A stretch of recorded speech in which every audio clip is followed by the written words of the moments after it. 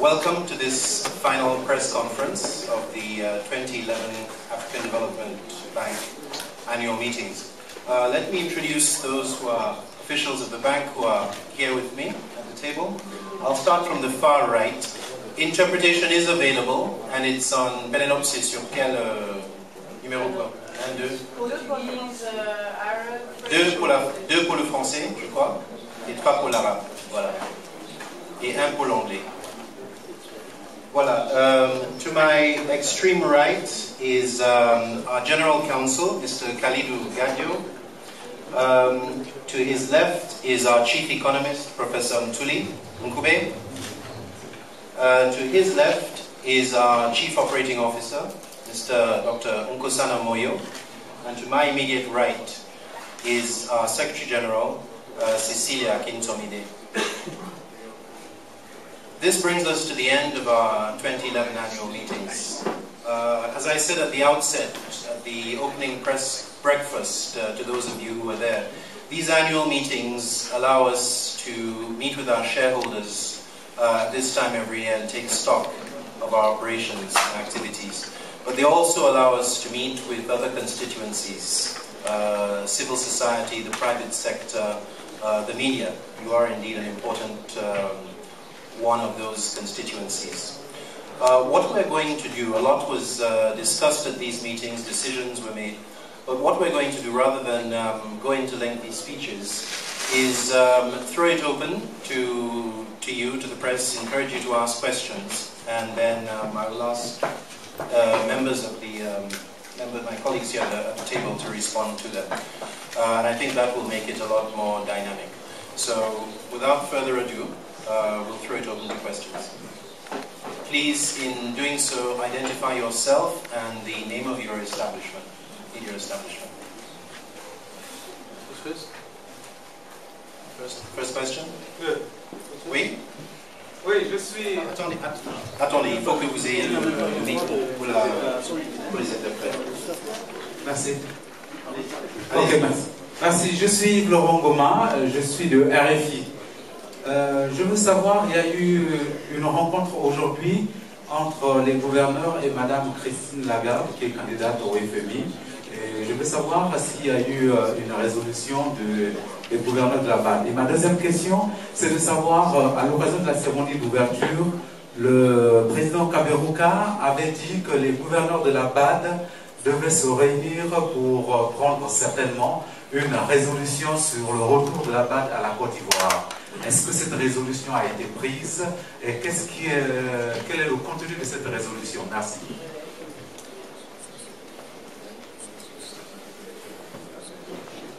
Okay, I'll ask our General Counsel to take the second question, and our Secretary General will respond to the question on Madame Lagarde. Khalidou. Merci. Comme le Président l'a indiqué effectivement dans sa déclaration, le Conseil des gouverneurs s'est réuni en session plénière et a adopté les recommandations qui lui ont été faites par le CCG qui s'était réuni au mois d'avril à Washington. La substance essentiellement c'est que la banque a décidé donc à travers la résolution qui a été adoptée hier que la banque va se donner une période de 3 années en Tunisie et au cours de cette période elle peut à tout moment retourner en Côte d'Ivoire lorsqu'un certain nombre de conditions favorables soient réunies. Il s'agit notamment en premier lieu du retour à la sécurité à un niveau acceptable pour une grande institution. Deuxièmement, comme vous le savez, les bâtiments de la banque sont dans un état de vétusté extrêmement avancé. Il y a des travaux qui avaient été commencés avant la guerre et qui ont été suspendus à cause des conflits et qui vont être reprises incessamment. Et donc, c'est lorsque ces deux conditions auront été réunies que la banque va tout naturellement retourner en Côte d'Ivoire. Les gouverneurs ont par ailleurs réaffirmé que, en tout état de cause, c'est la Côte d'Ivoire et Abidjan donc qui est le siège de la banque. Notre situation et notre statut à Tunis ne changent pas. C'est une situation de pays ou d'agence temporaire de relocalisation. Donc voilà substantiellement la décision qui a été prise par les gouverneurs. certains d'entre vous qui étaient dans la presse ont observé qu'il y a eu quelques propositions d'amendement à la résolution, notamment proposée par le gouverneur représentant la République centrafricaine. Le président de la banque a apporté des clarifications, notamment sur les détails effectivement qui sous-tendent cette résolution, et le conseil du gouverneur a par conséquent approuvé la résolution telle qu'elle lui avait été soumise. Donc, merci.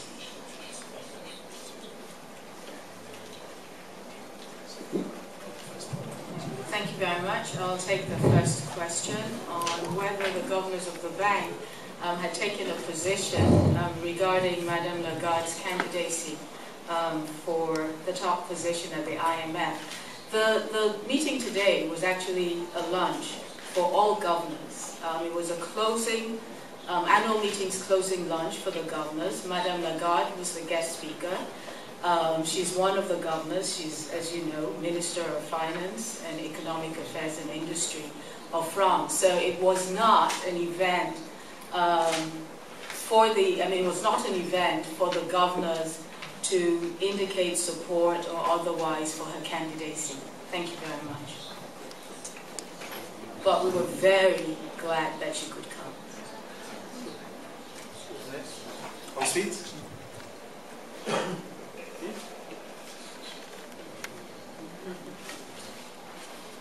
Plus de questions? Oui, Kelechi.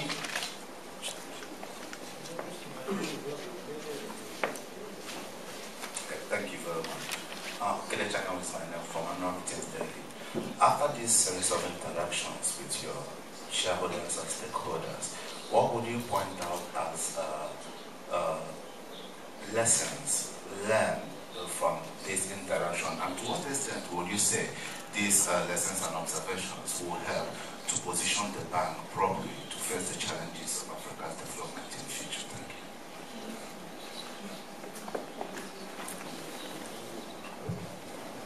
you. Yes, I'll have a crack at that and then my colleagues can supplement. As you know, the theme for this year's annual meeting was towards inclusive growth for Africa. And by and large, that theme was, if you like, provoked or stimulated by events that are taking place on the continent. And one of the big takeaways is just the opportunity to dialogue with stakeholders, the governors in particular. There was a session which was held yesterday to just think through, share ideas about that particular issue. And I think there is a recognition that we don't, at this point in time, have all of the answers. But we are very clear that the way we approach development has to take into account the issue of not just the macroeconomic numbers that we've been taking into account before. That's not enough to determine whether a country is doing well or not in terms of the total of its citizenry. There's got to be other measures that we have to develop going forward to get the pulse of how well an economy is doing and how inclusive it is. That alone, in terms of the dialogue, the opportunity to share ideas, has been a huge, I suppose, lesson to take away from the involvement of our stakeholders, their participation in exploring the challenges that we face in the agenda of developing the continent. If you can add to what the Chief Operating Officer said, look, the inclusiveness agenda or the development agenda is wide, and Africa's problems are many. But naturally, as a bank, a regional bank, our resource envelope is limited. For a start, just our capital, authorized share capital alone, is equal to the annual requirement for infrastructure only in Africa, which is 100 billion, right?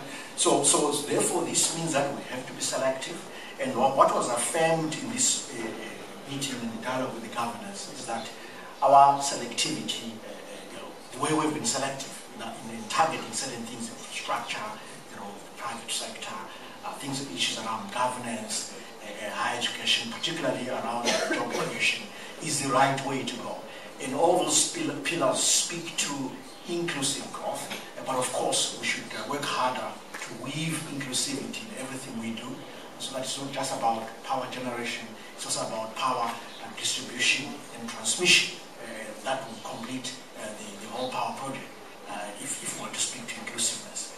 on higher education issues. The issues then are about matching jobs to skills. It's about practical skills, vocational training, and that was elevated in this discussion. So we get a sense that the bank is on the right track. Its strategy is inclusive, but we'll do more to weave it in a more elevated sense in our programs.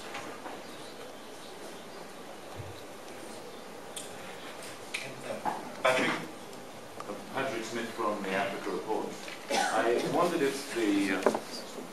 Patrick Smith, thanks, from the Africa Report. I wondered if the top officials here could comment on the trends in global financial institutions, where we still seem to have, with Madame Lagarde, the front runner for the IMF job, and now we hear Hillary Clinton as a possible front runner for the World Bank presidency next year, that Europe and America still have a stranglehold on the global financial institutions. Does the bank want to see a change in this, and does it think that now is the moment to make that change, both with regards to the IMF and the World Bank?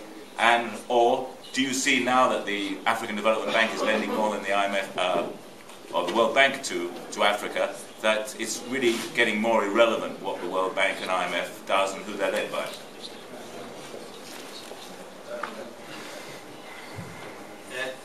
Thank you for the question. My own inclination is to focus on what the African Development Bank is doing and its governance, as opposed to getting tangled in the debate about IMF and World Bank. Is that a yes? Okay, I will add to that. Look, at the end of the day, we care about the process. I think it's about the process that is transparent, that is inclusive, that allows for more candidates, that allows for fair play. And I don't think it's about where the person comes from. Certainly, the best candidate will be judged on how they speak to development. And any of these candidates, can do that sufficiently in our view, and may the best candidate win. And I think this is one of the points that Madame Lagarde herself has been making. Anyway, I know Patrick is very persistent, so he'll probably come at us again from another angle. Yes. Okay, yes, you had a question. Was it the same question? Okay.